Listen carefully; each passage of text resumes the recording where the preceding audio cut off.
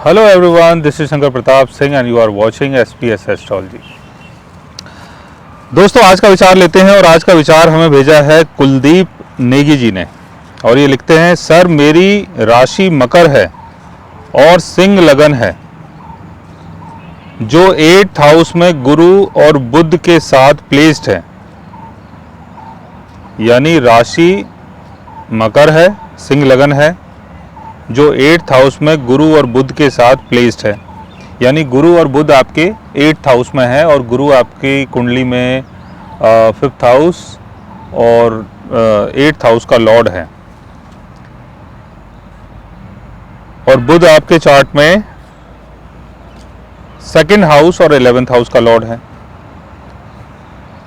तो एजुकेशन का और भाग्य का कभी नहीं मिलेगा लाभ, यानी एजुकेशन और भाग्य का कभी लाभ नहीं मिलेगा। कुलदीप नेगी, कोट द्वार, उत्तराखंड। जैसा आपने लिखा है कि आपका जो लगन है वो सिंह लगन है और गुरु और बुध की प्लेसमेंट आपके 8th हाउस में है और जैसे आपने बताया कि एजुकेशन का लाभ कभी नहीं मिलेगा, तो ऐसा बिल्कुल भी नहीं है क्योंकि गुरु आपके 5th हाउस को कंट्रोल करता है।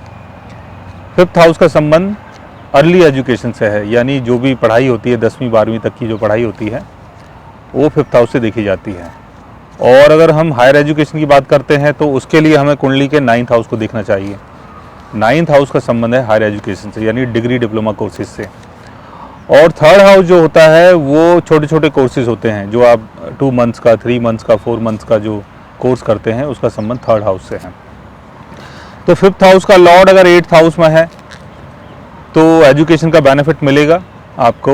और किसी रिसर्च फील्ड में अगर आप जाते हैं, 8th हाउस से संबंधित चीज़ों को अगर आप करते हैं तो उसमें आपको ज़्यादा बेनिफिट मिलेगा क्योंकि गुरु अपने ऑन साइन में है और मरकरी आपके गेन हाउस का लॉर्ड है और 8th हाउस में बैठ गया है।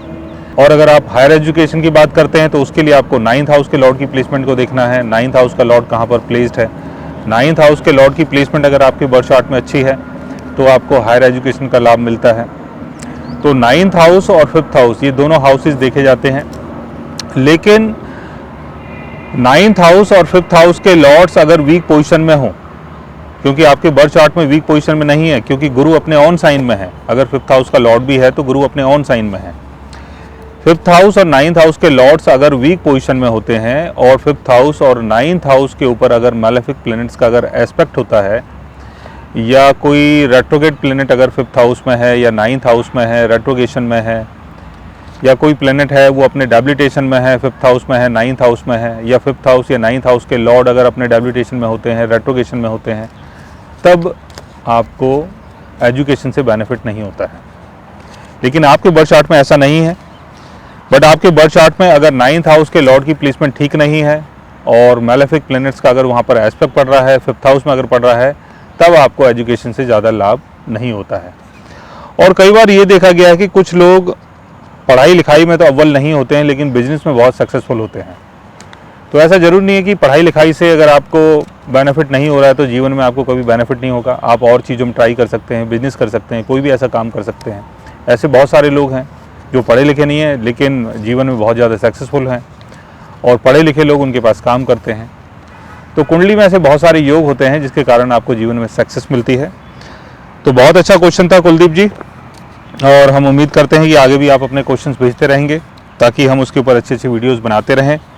और आप कोट द्वार से उत्तराखंड से हैं और मैं कई बार उत्तराखंड गया हूं, तो कभी आगे आना हुआ तो आपसे मुलाकात होगी।